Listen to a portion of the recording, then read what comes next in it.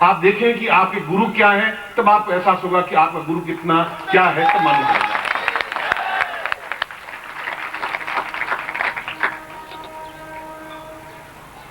इसलिए अपूर्ण व्यक्ति पूर्णता को नहीं पहचान सकता,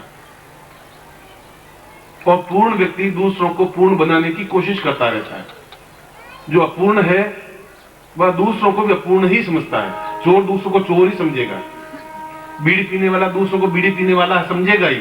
सर बीड़ी पीता जरूर होगा, बाथरूम में पीता होगा, पर पीता जरूर।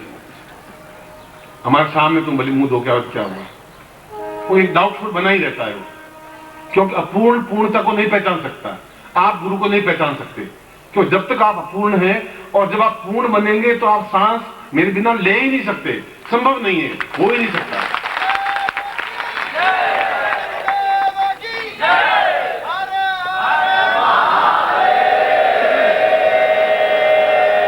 उन सन्यासियों की आंखों में जो श्रद्धा से उनके आंख के प्रत्येक आंसू के कतरे में मेरी बूंद झलमलाती रहती है। एक एक सांस उनका भारी होता जाता है।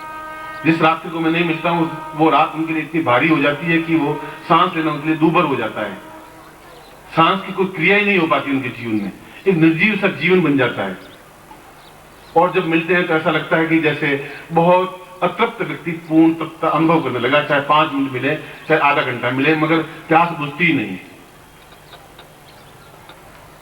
इसलिए व्यक्ति के जीवन में सबसे पहला और महत्वपूर्ण व्यक्तित्व यह है कि वह दूसरों को पूर्ण रूप से प्रभावित करने की क्षमता प्राप्त करे। आप किसी के पास जाएं तो फर्स्ट इंप्रेशन आपका एकदम से ऐसा हो कि सामने वाला आंख झुक जाए। साइकोलॉजी में एक कहावत है, एक तथ्य है कि आप किसी की आंख में आंख झांक करके देखिए, जिसकी आंख थोड़ी सी झुकी वो डाउन हो गया। आप में आंख मिलाने की ताकत होनी चाहिए, चाहे आपका अधिकारी है, चाहे आपका प्रेमी है, चाहे आपका प्रेमिका है। बिल्कुल आप वो देखें, आप दो टुक साफ देखें, जिसकी आंख झपकी वो डाउन हुआ, आपसे नीचे झुका। आपकी आंख में वो तेज होना चाहिए, और वह तेज और वह मुस्कुराहट राम की, और वह कृष्ण की चितवन, और वह शंकराचार्य का एक दर्प युक्त शब्द बोलने की क्षमता, और वह राधा का रूप यौवन सौंदर्य, ये सब कुछ एक ही जगह सम्मिलित होने पर, एक ही जगह एकत्र होने पर सर्वांगपूर्ण बन सकता है। और इस सर्वांगपूर्णता को सम्मोहन कहते हैं। सम्मोहन का मतलब दूसरों को तो वो अपने अधीन करता ही है, इन सब पशुओं को भी करता है, मगर वो अपने आप में अपने आप को देखकर सम्मोहित हो जाता है। फिर गुरु आपको रोक नहीं सकते, क्योंकि वह खुद चुंबक की तरह आपकी तरफ खींच जाता है। चाहे गुरु है तो मनुष्य ही, आपके चेहरे पर वो क्षमता आ जाती है। देखते ही आदमी भूलता नहीं कि साल भर पहले ये मिला था मुझे, बहुत कमाल, क्या बात करने की कला थी, बस ट्रेन में मिला था, मगर 5 मिनट में ही एकदम से क्या कर दिया भगवान जाने। या वह लड़की मिली और वापिस जिंदगी मिली नहीं, मगर एक 5 मिनट में ही मैं आपको भूला ही नहीं हूं, भूल भी नहीं सकूंगा। ये क्या है, 5 मिनट में क्या है?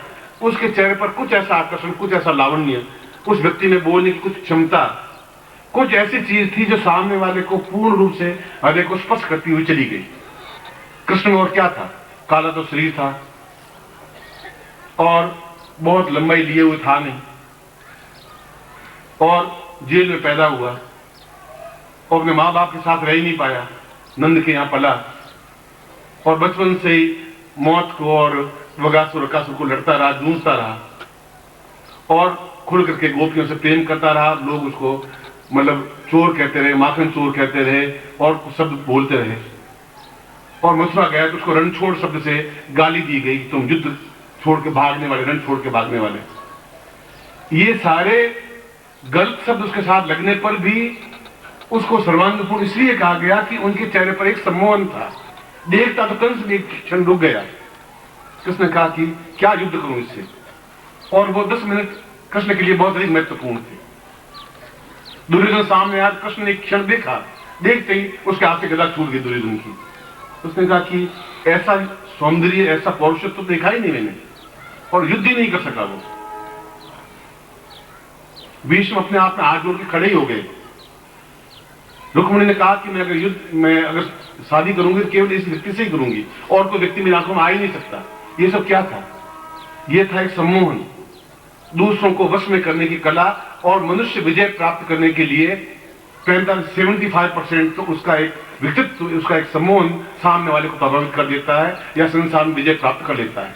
आप संसार में विजय प्राप्त करना चाहते हैं, आप चाहते हैं मैं नौकरी प्रमोशन प्राप्त करूं, आप चाहते हैं कि मैं अपने घर में प्रेम बहाऊं, आप चाहते हैं घर वाले आपका कहना माने, आप चाहते हैं कि आपके पास एक असीमित सौंदर्य हो, आप चाहते हैं कि आपकी बातचीत में कला हो, एक ऐसा हो अपने आप स्वतः प्रस्फुटित हो। उसके लिए कोई कॉलेज में ट्रेनिंग नहीं होती कि चेहरा को सुंदर बनाने की कोई ट्रेनिंग नहीं होती। ब्यूटी पार्लर से चेहरा सुंदर नहीं बनता, बनता तो फिर ब्यूटी पार्लर वाली नौकरी करती क्यों? काट की दुकान खोल के बैठती, काट ले चेहरा पोतती, उससे क्या होता? वो थोड़ा पसीना आया नहीं वो और 10-15 झुर्रियां और चेहरे पड़ जाएंगी, बस पसीने खड़ा कर दो उनको मालूम पड़ जाए। और किसी लड़की को देखना सुबह 6 बजे जाके देख लीजिए, बहन से भी गई बीती नजर आएगी आपको।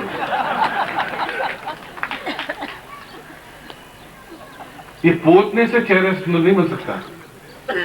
लिपस्टिक लगाने से आप चौड़ा छाती चौड़ा यूं करके चलने से आपके सौंदर्य में प्रस्फुटन नहीं हो पाएगा। न सफेद सिर में बाल होने से भी कोई सौंदर्य में न्यूनता नहीं आ सकती कि हमारे सफेद बाल हो गए अब हम क्या कर सकते हैं, या हमारे चेहरे पे झुर्रियां पड़ गई। झुर्रियां भी अपने आप में सौंदर्य है, सफेद बाल भी अपने आप में सौंदर्य है,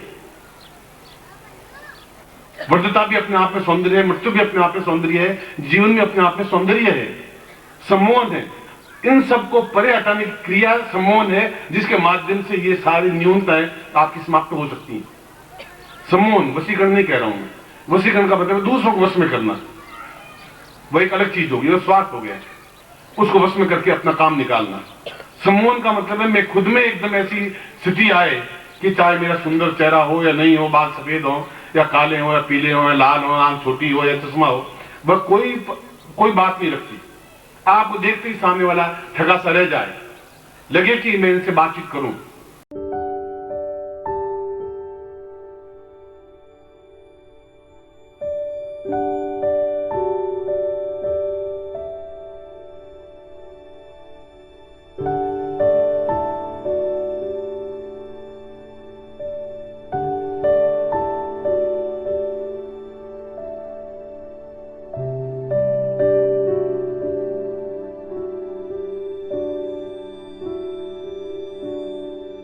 लगे कि इनके पास बैठूं, लगे कि उस कृष्ण की चित्र देखती रहूं या देखता रहूं।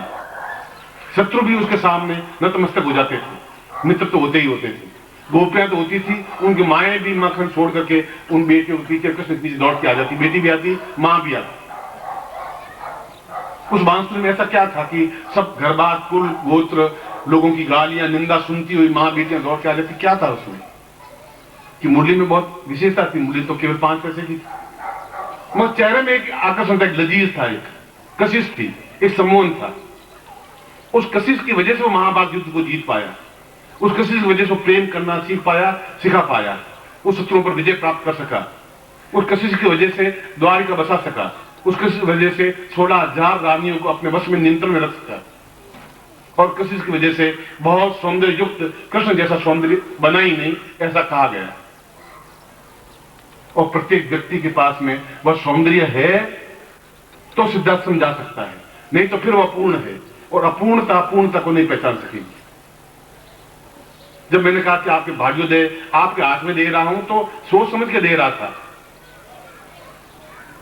और वहां पूर्णता जहां अभी गायन ने कहा कि वह अपने आप एक अद्वितीय स्थल है, तो मैं कह रहा हूं कि वैसा स्थल तो इस ब्रह्मांड में भी नहीं है। मैंने शुक्र ग्रह को भी देखा है, चंद्र ग्रह को भी देखा है, मैंने इंद्रलोक को भी देखा है मंत्रों के माध्यम से, इस शरीर के माध्यम से भी।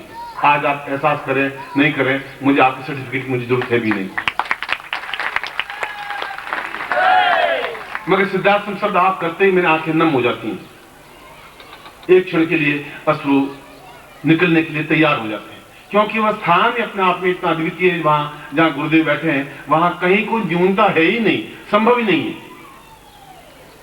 वहां कृष्ण खुद विचरण करते हुए आपको दिखाई देंगे, वहां देवता विचरण करते हुए दिखाई देंगे, वहां हजारों हजारों सन्यासियों के पास बैठने से अपूर्व शांति, तृप्ति, आनंद महसूस होगा। जहां एक तरफ नृत्य है, गान है, अप्सराएं, एक तरफ सन्यासी है, योगी है, यति है, एक तरफ सिद्ध योगा झील है जहां मृत्यु और वृद्धावस्था आ ही नहीं सकती।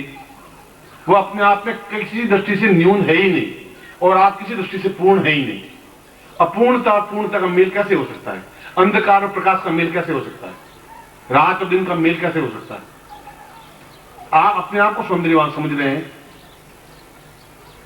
मगर मेरी व्यक्तिगत राय में सौंदर्य तो कुछ और चीज है।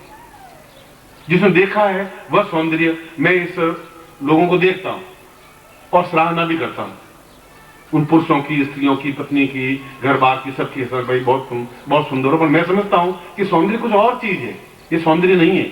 और यदि अपने आप में सम्मोहन नहीं है तो दूसरों को आप सम्मोहित करेंगे भी क्या? उन देवताओं को क्या सम्मोहित कर पाएंगे? उस सिद्धाश्रम के योगियों को सम्मोहित कैसे कर पाएंगे? एक मनुष्य धारण शरीर अंदर से पला हुआ जीव को वहां जाके मैं पूर्ण कैसे बना पाऊंगा? जो बिना अन्न के 5 दिन नहीं रह सकता, वो वहां प्राण तत्व में कैसे जा पाएगा? इस एक इंच सरकाते हुए मैं 10 मील की यात्रा कब कर पाऊंगा? वो तो संभव है नहीं। एक इंच कैसे सर पाओगे? और वो कह रहा है कि आप थोड़ा धैर्य रखिए। धैर्य का कोई एक लिमिट आनी चाहिए, कोई सीमा आनी चाहिए। 15 साल हो गए इस बात। उन सन्यासी को 3 साल के बाद में लाते मार मार करके मैं तैयार कर लेता था कि तुम पूर्ण बनना है, तुम्हें चलना है। इसलिए एक क्षण कि आप अपने भाग्य का निर्माण कर सकें, फिर एक क्षण कि आप अपने आप में पूर्ण सम्मोहित हो सकें, आप खुद अपने आप में सम्मोहित हो सकें। दूसरों को वश में करना तो बहुत आसान है, शब्दों के माध्यम से वश में कर सकते हैं और पैसे देकर के नौकरी भी रख सकते हैं, वशीकरण कर सकते हैं। वह बहुत बड़ी बात नहीं है। आप में खुद में एक ऊर्जा प्रवाहित हो, आप चेहरे को देखें तो आप खुद थके से रह जाएं कि क्या ये मैं हूं क्या? वे सारे उन, चाहे कृष्ण की मुस्कुराहट चितवन हो, चाहे राम की मुस्कुराहट हो, चाहे राधा का सौंदर्य हो, चाहे शंकराचार्य का उद्घोष हो, और चाहे दूसरे का कुंडली जागरण हो, जो कुछ जीवन का प्राण तत्व हो, वो सब मिलकर के जो स्वरूप बनेंगे 32 लक्षणों से युक्त, वो सम्मोहन कहलाएगा। इसलिए कृष्ण को सम्मोहित करता कहा गया और किसी देवता को कहा ही नहीं गया। किसी का 1 या 2 अंग सुंदर बने, पूर्ण रूप से सर्वांग पूर्ण कृष्ण को ही कहा गया। कि उस अकेले व्यक्ति ने एक पूरा इतिहास बना डाला। शंकराचार्य ने पूरा इतिहास बदल दिया आर्यावर्त का। शंकराचार्य को 12 शिष्य 13 शिष्य बना ही नहीं, और 12 शिष्यों के माध्यम से भी शंकराचार्य बहुत कुछ कर गए। कृष्ण के पास में केवल 5 पांडवों का कुछ था ही नहीं, अपनी खुद की सेना को भी मरवा दिया कौरवों की तरफ मिलाकर। उसने कहा कि मैं अकेला पांडवों की तरफ होऊंगा, मेरी पूरी सेना कौरवों की तरफ होगी। उसने कहा अगर मुझे सम्मोहन है तो मैं वापिस सेना बना दूंगा, एक वीर वापिस क्षेत्र तैयार कर दूंगा। इसलिए जीवन में सर्वांग पूर्णता का सबसे पहला पाठ है अपने आप में पूर्ण सम्मोहन करता बनना, अपने आप में सम्मोहित होना, अपने नेत्रों में सम्मोहित होना, आपकी आंखों में आना कि सामने वाला एक निस्तेज हो जाए। चाहे आपका अधिकारी हो, चाहे आपका ऑफिसर हो, चाहे जनता हो, चाहे आप कुछ भी हो, चाहे आपकी पत्नी हो, चाहे आपकी प्रेमिका हो, चाहे आपकी इच्छित कोई वस्तु हो, आप देखें और आपके पीछे पीछे चले नहीं, आपकी बात माने नहीं, तो फिर तो धिक्कार है, आपके जीवन को भी धिक्कार है कि आप हुए क्या, पैदा हुए और मरने में क्या अंतर क्या रहा। जब आदमी अपने आप में मोहित हो जाता है उसको सम्मोहन कहते हैं। सम्मोहन, मैं खुद, कोई मोह नहीं, मुझे मोह न, कोई मोह नहीं है, मैं फिर भी मैं दूसरों को मोहित कर सकता हूं, और ऐसा मोहित कर सकता हूं कि एक क्षण भी मेरे बिना नहीं रह सकता, क्योंकि इतना विश्वास, कॉन्फिडेंस आ जाता है कि मैं सम्मोहन करता हूं। मेरे को विद्या नहीं है, मैं स्मृति नहीं है, हिप्नोटिज्म नहीं है, वह तो कुछ क्षण रह सकता है। शरीर अपने आप में उस सांचे में ढल जाए, और उस सांचे में ढलने के लिए सफेद बाल या नहीं बाल होना या कम होना या ज्यादा होना ये कोई मायने रखते ही नहीं। कल मैं अफसर दीक्षा दे रहा था तो मैं कुछ लोगों के बाल देखा, तो मैं 2-4 बाल है, तो मैंने कहा कि शेर के तो 4-6 बाल ही होते हैं, गीदड़ों के पूरा शरीर भरा हुआ होता है बालों से। जो शेर है उनके 2-4 बाल ही बहुत हैं, वो शेर कहलाते हैं। ऐसे गीदड़ों की तरह को मेरे बाल हैं तो क्या हुआ, और सफेद बाल हैं तो हिमालय के ऊपर पूरी सफेदी है बर्फ की, और नीचे आग धधक रही है, तुम्हारे अंदर भी आग धधक रही है, ऊपर एक सफेद बर्फ की चादर बिछी हुई है। कोई चिंता करने की जरूरत नहीं है आपको। आप अपने आप में ही भावना लिए हुए हैं कि मेरे बाल सफेद हो गए, शीशे देख रहे हैं, उसको तोड़ रहे हैं, डाई लगा रहे हैं। क्या उसको पोतने से होगा क्या, उससे क्या होगा क्या? बाल सफेद है, भैया भी सौंदर्य है, आज मैं डाई लगा दूं तो मेरी पर्सनैलिटी खत्म हो जाएगी। अब इस उम्र में आऊंगा तो बाल सफेद होंगे ही होंगे, स्वाभाविक। अब मैं उसके ऊपर पोज पात करके खड़ा हो जाऊं तो आप बोलेंगे नहीं, मगर मैं खुद अपने आप में भ्रम में होऊंगा कि ये क्या चीज है।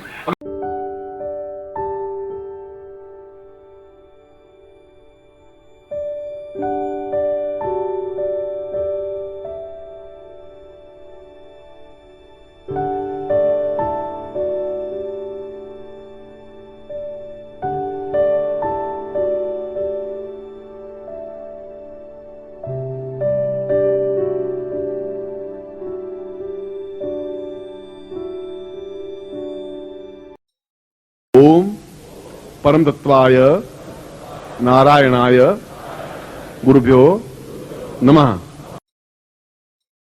ओम ह्रीं मम प्राण देह रोम प्रतिरोम चैतन्य जाग्रय ह्रीं ओम नमः।